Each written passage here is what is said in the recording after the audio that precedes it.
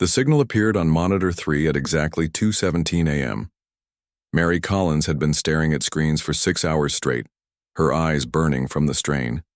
For 11 years, she had worked the night shift at the SETI facility in New Mexico, watching endless data streams for patterns that might indicate intelligent life. After thousands of false alarms, she had grown skeptical. This signal was different.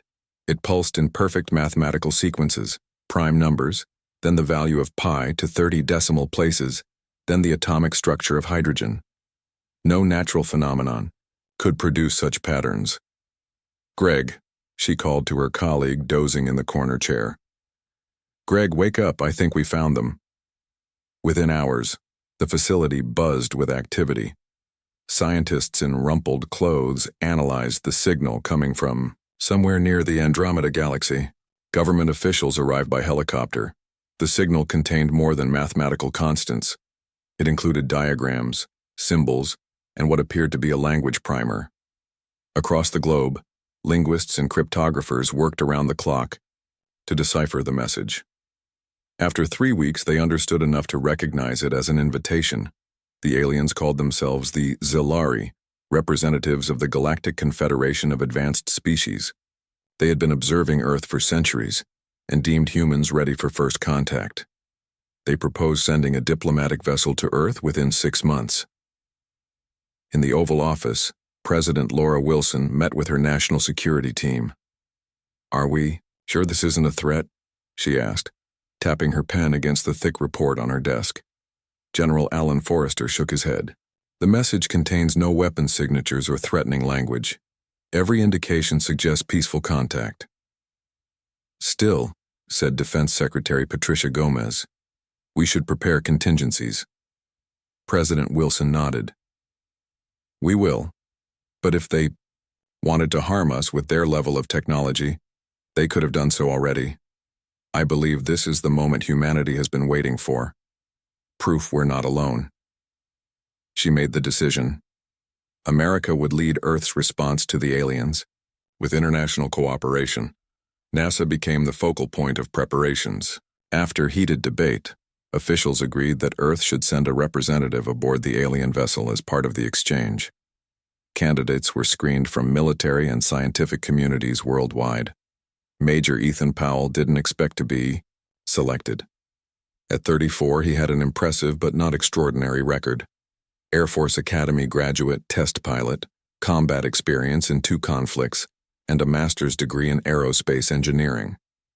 His psychological evaluation showed remarkable stress tolerance and adaptability, but hundreds of candidates had similar qualifications. Yet something in Powell's profile caught the attention of Dr. Samantha Wright, NASA's Director of Special Projects and the head of the selection committee. "Why this one?" asked her deputy, pointing at Powell's file among the 5 finalists. Dr. Wright reviewed Powell's simulation results again. "Look at how he handled the isolation tests and the problem-solving scenarios. The others tried to apply known procedures. Powell improvised. He thinks differently." She tapped the report from Powell's commanding officer. "Subject demonstrates unusual ability to adapt to unfamiliar situations without preconceptions. Approaches problems from unconventional angles." "We're not sending a scientist?" her deputy questioned. "We're sending a survivor," Wright answered. "Someone who can think on his feet if things go wrong. The Zilari will have all the science they need. What they won't have is human ingenuity." The selection committee agreed, though not unanimously. Wendy's, Powell received the news. He was testing experimental aircraft at Edwards Air Force Base. His commanding officer delivered the message personally. "You've been selected for a special assignment, Major. Pack your bags. You're going to work for NASA." Powell's 6 months of training were the most intense of his life. He learned about extraterrestrial biology from theories developed by leading xenobiologists. He studied the partial language primer the Zilari had sent. He endured countless medical examinations as doctors established baselines for every aspect of his physiology. 2 months before the Zilari ship was due to arrive, Dr. Wright called Powell to her office. The wall screens displayed images of spacecraft, designs unlike anything humans had created. "The international community is nervous, Major," she said, offering him coffee. Some nations wanted to send politicians or diplomats. Others wanted renowned scientists. Everyone has an agenda. Powell accepted the mug. And what's our agenda, ma'am? To learn, to establish peaceful relations, and most importantly, to understand what the Zilari really want. She studied him carefully. They claim this Galactic Confederation includes 17 intelligent species. If that's true, why reach out to us now? Why send a ship? They could communicate electronically. You don't trust them, Powell observed. I'm cautious, Wright corrected. They're advanced enough to travel between stars. We need to understand the power dynamic we're entering. As the day approached, Powell found himself at Cape Canaveral, where the Zilari ship would land. Media from around the world crowded the perimeter. Religious groups gathered, some in celebration, others in protest. Military forces maintained a discreet but vigilant presence. The night before contact, Powell stood on the roof of the facility, looking at the stars. His childhood dream had been to explore space. Now space was coming to him. Dr. Wright joined him, handing him a small metal disc. A recording of Earth's languages, music, art, the essence of humanity. If something happens to our communications, this might help you remember who we are. You really think there's danger? Powell asked. I think anything this important comes with risk, she replied. These beings crossed galaxies to reach us. They must want something. At dawn, radar detected the approach. The Zilari vessel descended through the atmosphere without heat signature or sonic boom, technology centuries beyond human capability. It hovered silently before settling onto the landing pad. The assembled dignitaries and media held their breath. Powell stood in his dress uniform at the front of the human delegation, Dr. Wright beside him.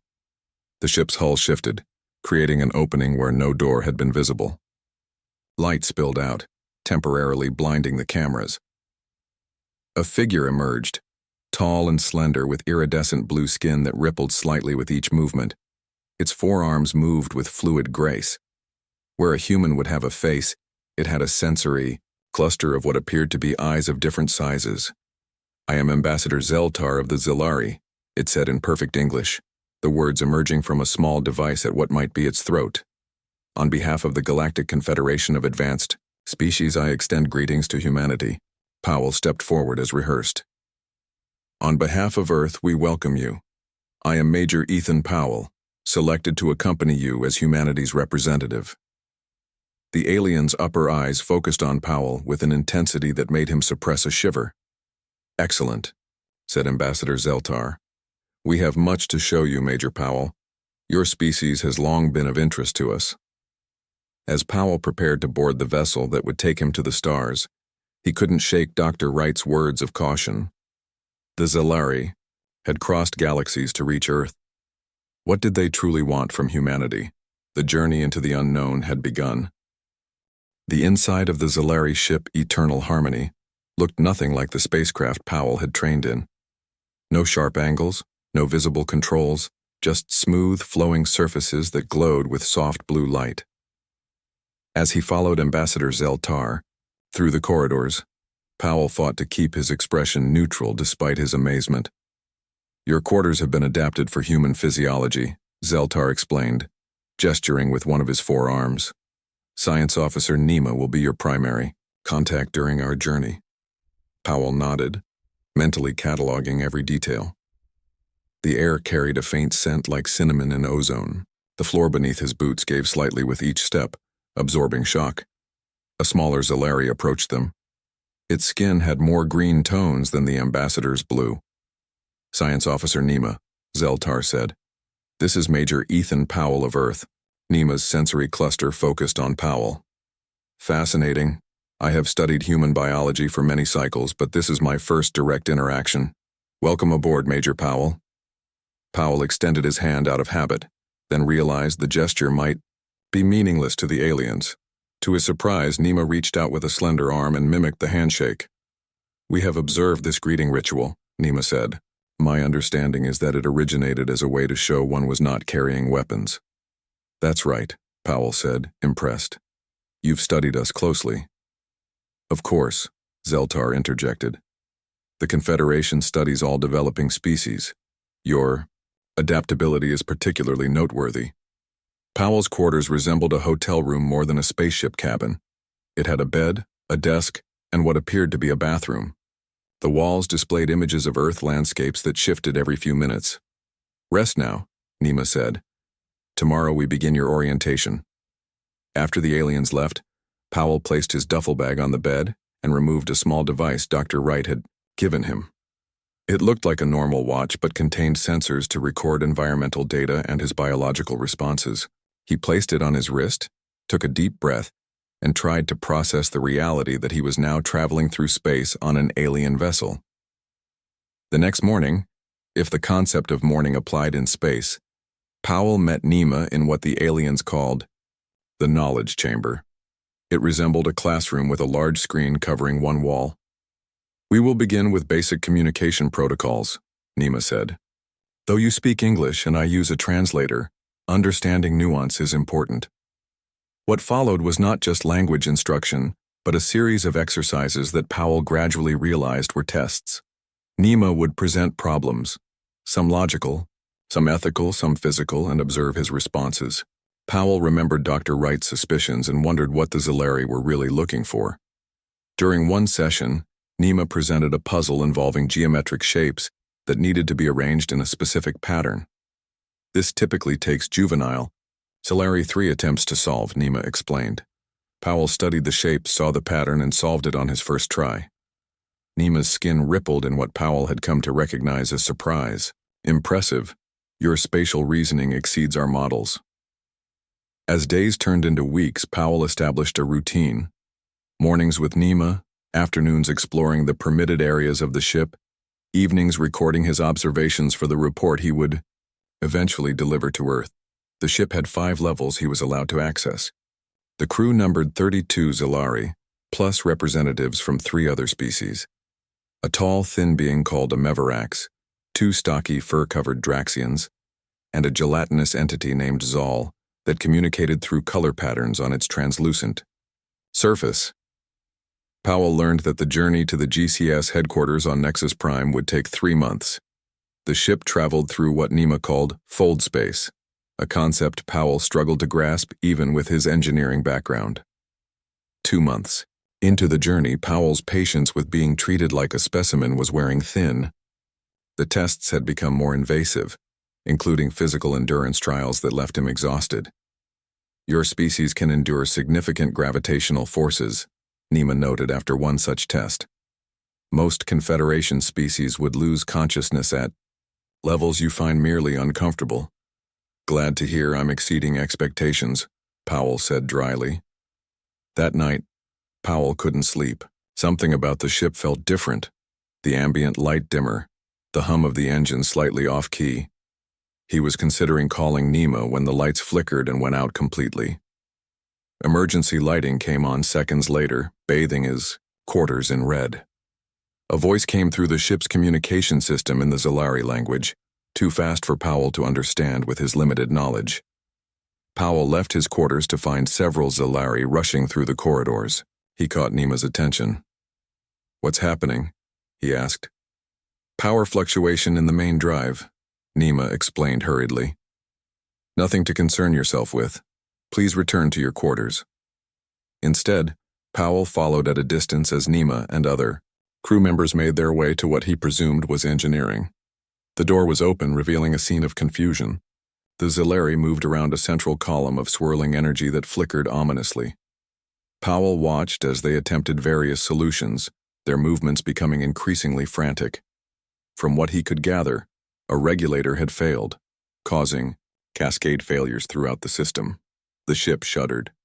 Powell braced himself against the wall while several Zilari lost their footing. Years of combat experience had taught him that sometimes watching wasn't enough. He entered the room. Can I help? The Zilari turned to him in surprise. Ambassador. Zeltar spoke sharply.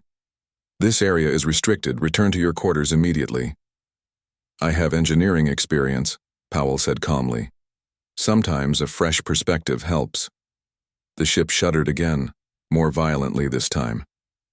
A panel on the wall burst open, revealing circuitry that sparked dangerously. "The bypass is failing," one of the engineers said. "We cannot stabilize the field harmonics." Powell studied the exposed wiring. The technology was far beyond anything on Earth, but certain principles seemed universal. Energy flowing through conduits, regulators controlling the flow. "What about manually rerouting power through the secondary systems?" he suggested, pointing to what looked like auxiliary controls. The Zilari stared at him. "That would require physically disconnecting the primary circuit while it's active," Nima said. "The energy discharge would be lethal." Powell looked around and spotted something like insulated tools. "Not if you use proper protection and ground the excess charge." Zeltar conferred with the engineers in their language, then reluctantly nodded. Using hand gestures and basic Zilari terms he'd learned, Powell worked with 2 engineers to implement his solution. The process took 20 tense minutes, but gradually the ship's system stabilized. As the normal lighting returned, Powell became aware of the aliens watching him with their sensory clusters fixed on his every move. "How did you know what to do?" Nima asked. "This technology is centuries beyond your civilization." Powell shrugged. "The principles are similar enough. When something breaks, you find a workaround." Later, back in his quarters, Powell reflected on the incident. The Zilari's reaction to his help puzzled him. They seemed less grateful than disturbed, as if his ability to understand their technology contradicted something they believed about humans. That night, he added to his report, "The Zilari underestimate human adaptability. They see us as specimens to study, not equals to respect. I suspect the GCS has plans for humanity that they haven't shared." As he drifted off to sleep, the ship now humming smoothly through the void, Powell couldn't shake the feeling that being invited into space might not have been the honor Earth believed it to be. The eternal harmony emerged from fold space with a gentle shudder. Powell looked out the viewing portal in his quarters, as the blackness of deep space gave way to a stunning vista. A massive space station hung against the backdrop of a swirling, purple nebula. The station resembled a wheel with spokes extending from a central hub, rotating slowly to create artificial gravity. "Nexus Prime," announced Nima, who had come to escort Powell. "The headquarters of the Galactic Confederation of Advanced Species and your home for the next 6 months." Powell gathered his few belongings. The past 3 months aboard the Zilari vessel had changed him. He had lost weight despite the carefully prepared meals, and his reflexes had sharpened from the constant subtle adjustments needed to move in the ship's slightly different gravity. "How many species will I meet?" Powell asked as they walked toward the docking bay. 17 species form the Confederation," Nima replied, "though only 12 have representatives stationed at Nexus Prime currently." Ambassador Zeltar met them at the airlock. Since the power failure incident, the ambassador had kept a careful distance from Powell, communicating through Nima whenever possible. "Major Powell," Zeltar said formally, "you are the first human to visit Nexus Prime. Your behavior reflects on your entire species. The High Council expects you at the welcome ceremony in 3 standard cycles." The airlock opened with a hiss, revealing a reception area where various alien species waited. Powell recognized the Draxians and Meverans from his studies aboard the ship, but others were completely unfamiliar. A floating cloud of crystalline particles, a 6-legged being with metallic skin, creatures that seemed made of pure light. Powell maintained his composure despite his wonder. He noticed the aliens studying him with equal curiosity. Some seemed eager to approach, while others kept their distance. A tall, elegant Meverax stepped forward. "Welcome to Nexus Prime, Major Powell. I am Diplomatic Liaison Vera. I will show you to your quarters." As they walked through wide corridors, Powell observed the station's incredible diversity. Different gravity settings, atmosphere compositions, and temperature zones accommodated the needs of various species. Some areas were sealed behind transparent barriers, containing environments that would be deadly to humans. "The human section is in the outer ring," Vera explained. "We have prepared it according to Earth specifications. The human section, Powell asked. Are there other humans here? Vera's long neck twisted slightly in what might have been discomfort. Perhaps Ambassador Zeltar did not mention. Several humans have been brought to Nexus Prime over the years as part of our study program. Powell stopped walking. Study program? I was told I was the first human representative. The first official representative, yes, Vera said carefully. The others were brought through different channels. You will meet cultural consultant Martinez tomorrow. She can explain better than I. Powell's quarters on Nexus Prime were larger than on the ship, with Earth-standard furnishings that looked like they had been copied from hotel catalogs. Everything was slightly wrong. Chairs a bit too high, bed a bit too soft, colors a shade too bright. After Vera left, Powell activated the data terminal provided to him. The system was locked down, offering only basic information about station layouts and schedules. Nothing about GCAS politics, nothing about other humans, nothing about the true purpose of his presence. Powell remembered Dr. Wright's warnings. The Zelari wanted something from humanity, but what? The welcome ceremony was held in a vast chamber with curved walls that changed color slowly. Representatives from all 12 species present on Nexus Prime attended. Powell wore his dress uniform, standing straight as Ambassador Zeltar introduced him to the High Council. 9 beings seated on elevated platforms. Humanity shows great promise, Zeltar declared. With proper guidance, they may one day meet the standards required for full membership in the Confederation. The condescension in the ambassador's tone was clear. Powell maintained his diplomatic smile, but inwardly his suspicions deepened. After the ceremony, a human woman approached him. She was small, with olive skin and dark hair pulled back tightly. Major Powell, she said, extending her hand. Lisa Martinez, cultural consultant. Welcome to the Gilded Cage. Powell shook her hand, surprised by her firm grip and the bitterness in her voice. Walk with me, she said quietly. There are fewer monitoring systems in the garden areas. They strolled through an Earth-style garden that felt too perfect, too arranged.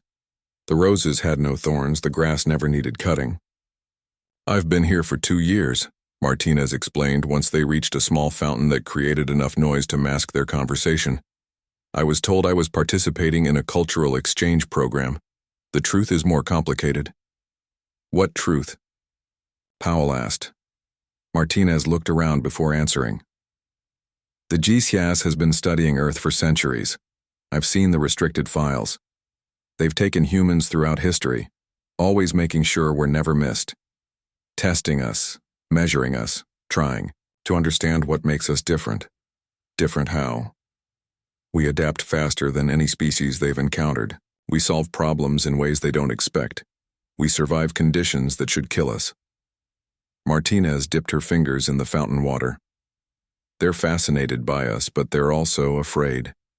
Powell thought about the power failure incident and the Zelari's reaction to his help. Why afraid?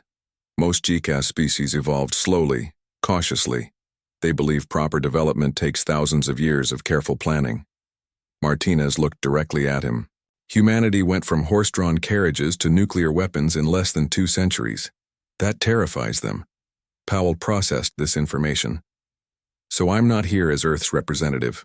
I'm here as a test subject. We all are, Martinez confirmed. The question is, what are they testing us for? Over the next few weeks, Powell met the 7 other humans on Nexus Prime. Unlike Martinez, who had been taken deliberately, most had been retrieved after space accidents or experimental flights went wrong. The oldest had been there for 15 years, believing Earth thought him dead. Powell used his military training to establish a covert information network. Each human had access to different parts of the station, worked with different alien species.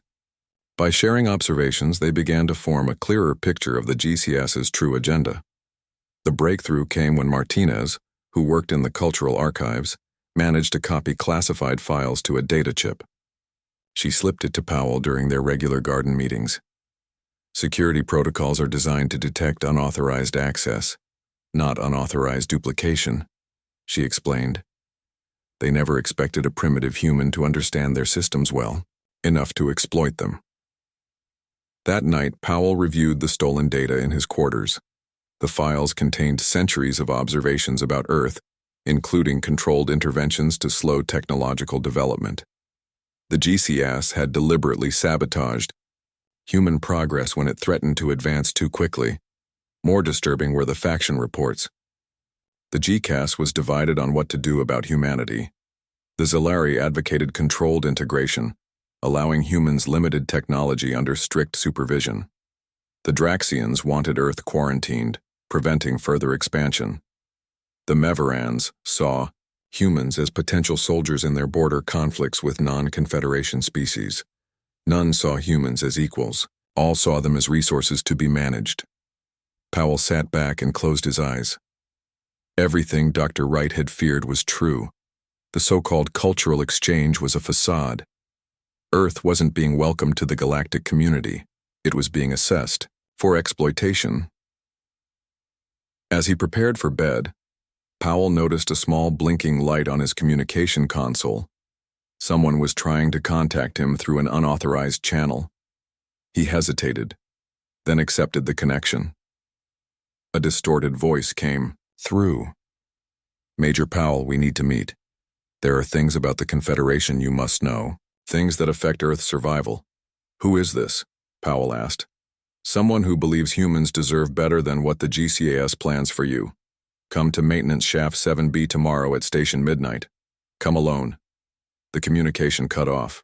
Powell stared at the console, wondering if it was a trap or a genuine opportunity to learn more. Either way, the game had changed. He was no longer just observing. He was about to become an active player in galactic politics.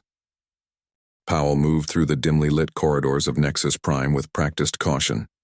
3 months on the station had taught him the patrol patterns of security drones and which areas had fewer monitoring systems. Station Midnight meant reduced activity, with many species resting according to their biological cycles. Maintenance Shaft 7B was located in a transition zone between the Zalari and Draxian sections. The environmental settings in this area fluctuated, making it uncomfortable for most species and therefore less trafficked. Powell pressed his back against a wall as a security drone floated past, its sensors sweeping in a regular pattern. When it turned the corner, he moved quickly to the maintenance hatch and punched in the access code Martinez had provided. The hatch slid open with a soft hiss. Inside, the narrow passage was filled with pipes and conduits carrying various substances. Throughout the station, Powell ducked under a low-hanging junction box and proceeded deeper into the maintenance area. "You came alone." "Good."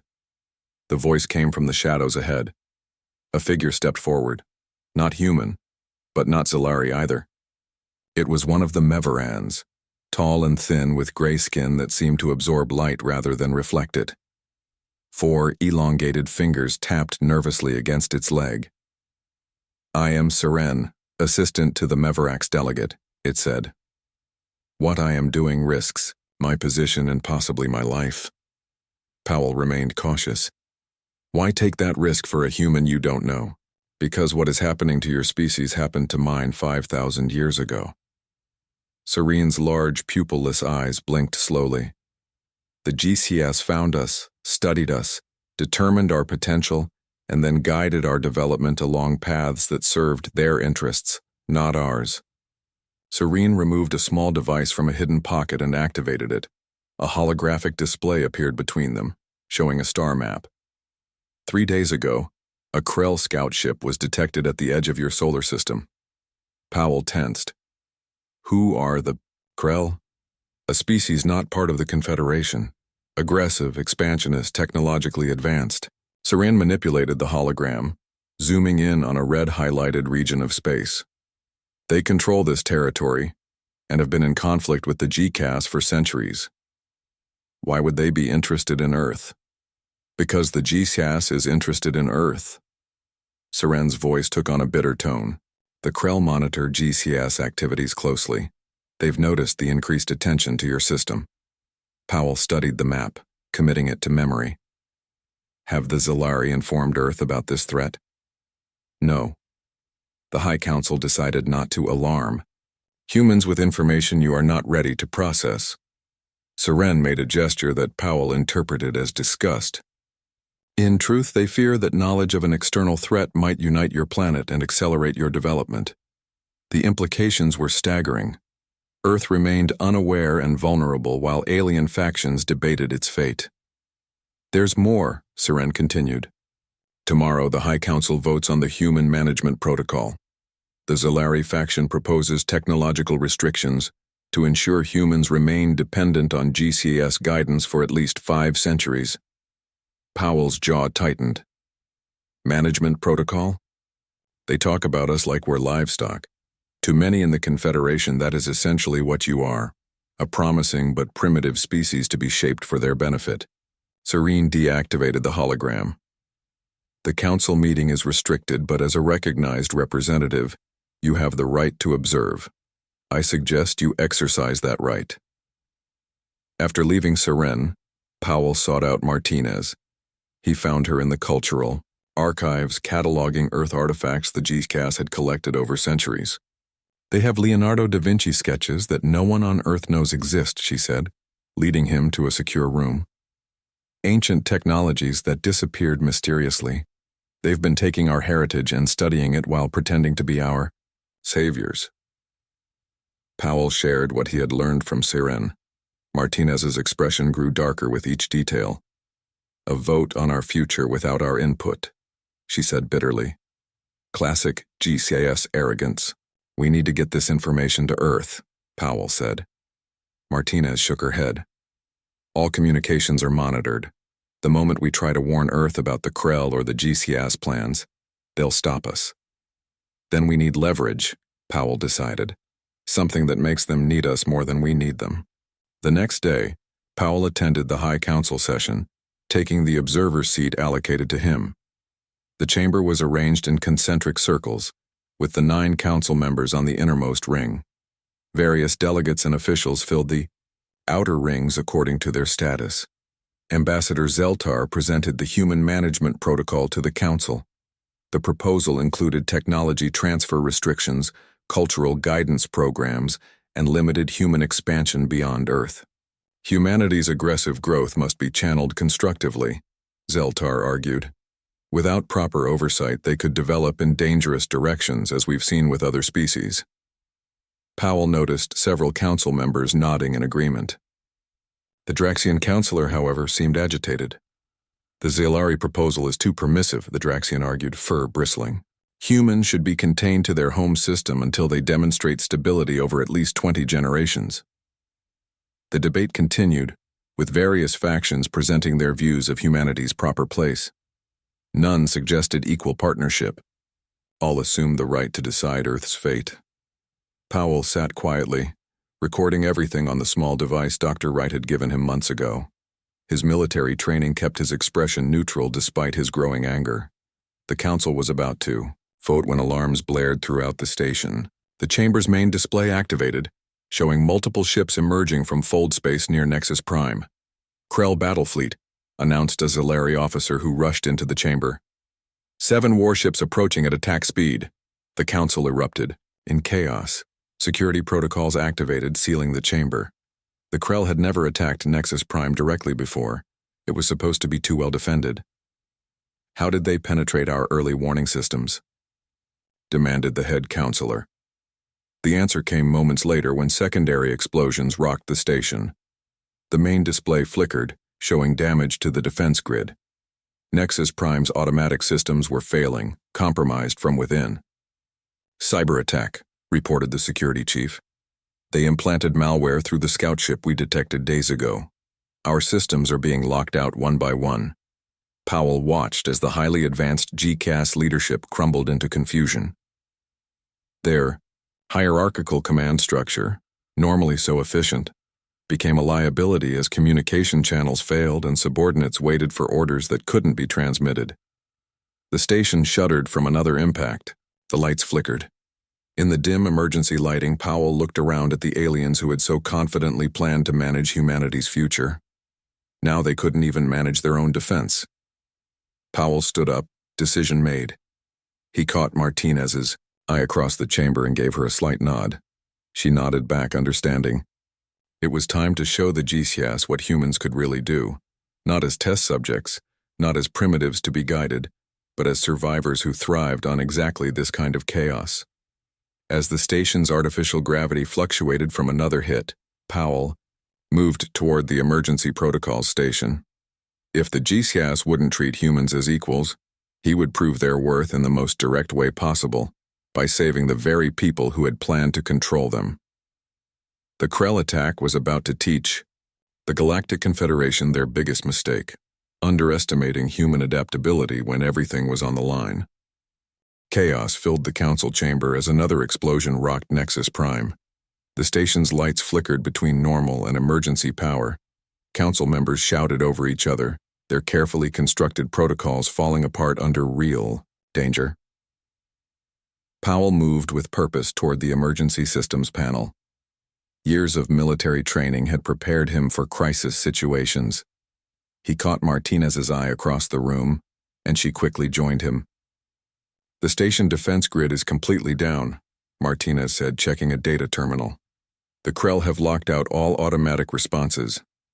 Powell studied the station schematics on the display. "We need to restore manual control." "Are the other humans safe?" Martinez nodded. "They're gathering in Section 17 as we planned." Ambassador Zeltar noticed their activity and approached, his blue skin pulsing with agitation. "What are you doing?" "This area is for authorized personnel only." "Trying to save your station," Powell replied without looking up. "Your automated systems are compromised, but manual overrides should still function." "Manual overrides?" Zeltar seemed confused. "Those are emergency backups. No one uses those." "We do now," Powell said firmly. He turned to Martinez. "Find the other humans. We'll need everyone's skills." As Martinez left, Powell addressed the confused council members. "Your normal chain of command is broken.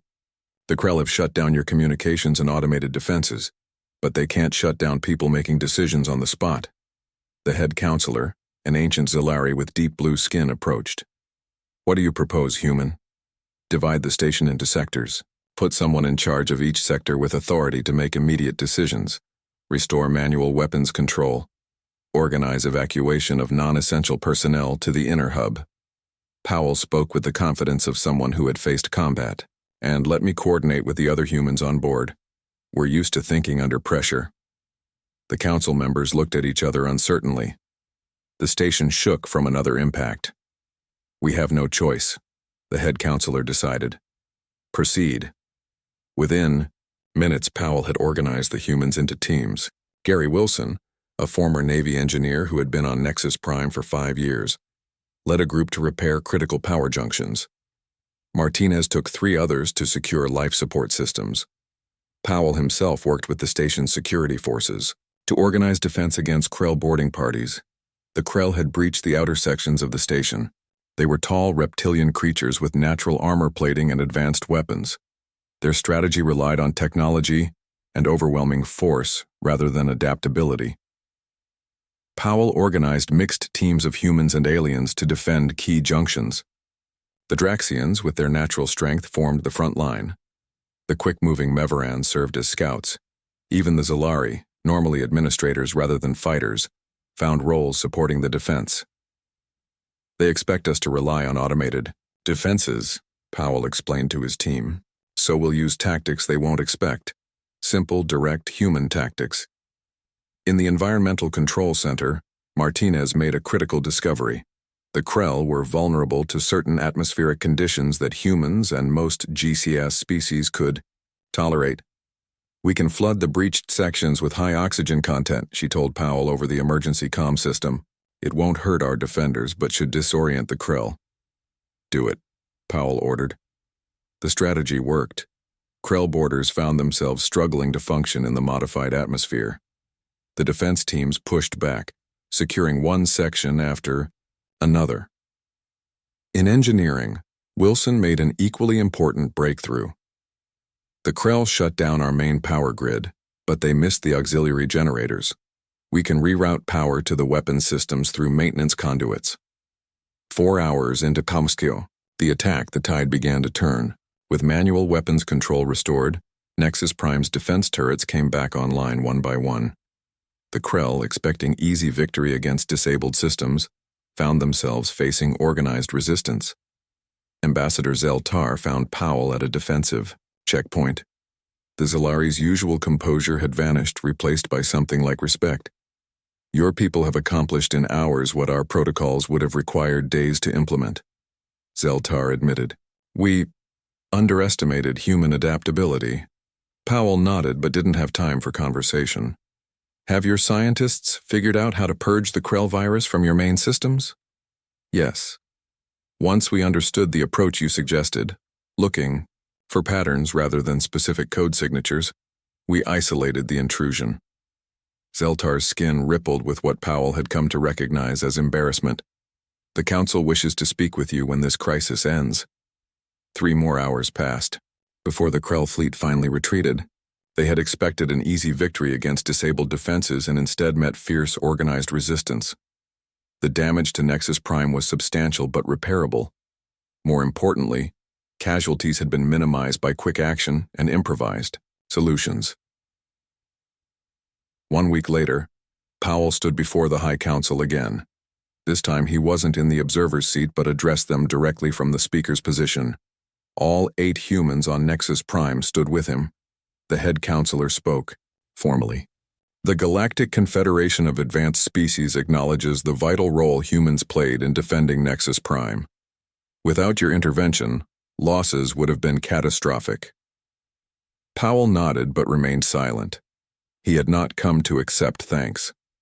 In light of recent events, the counselor continued, the human management protocol has been withdrawn. Instead, we propose a new relationship with Earth, not as guides or managers, but as partners. Partners? Powell questioned.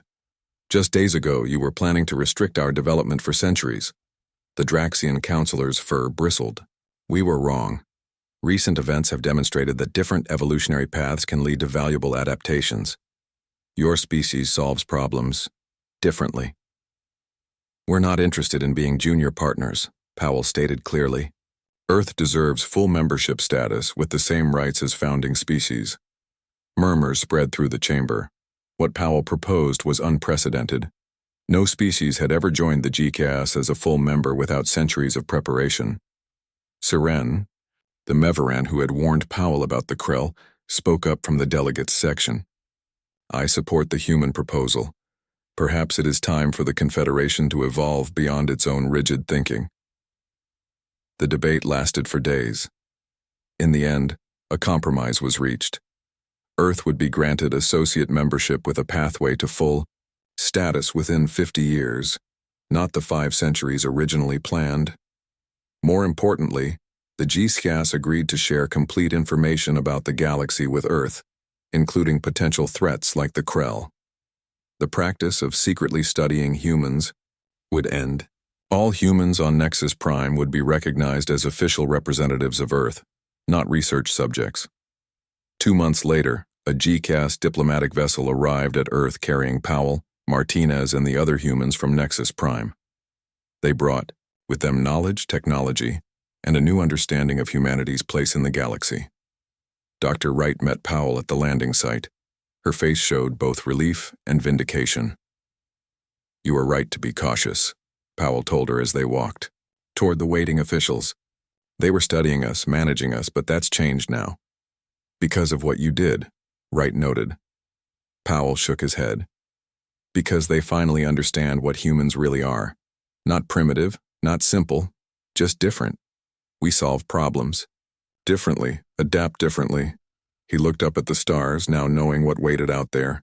Sending a human to space was their biggest mistake, and the best thing that could have happened for both our civilizations. Earth would face challenges in this new galactic community. The Krell remained a threat. Some GCAS factions still viewed humans with suspicion. But for the first time, humanity would face these challenges with full knowledge and as equals, not specimens to be studied. And if the GCAS expected humans to remain the junior partner for long, they were making another serious miscalculation. Humanity had proven its worth in crisis.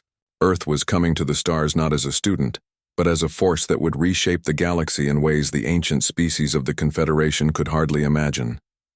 Powell smiled at that thought as he prepared to meet his planet's leaders. The galaxy had no idea what was coming,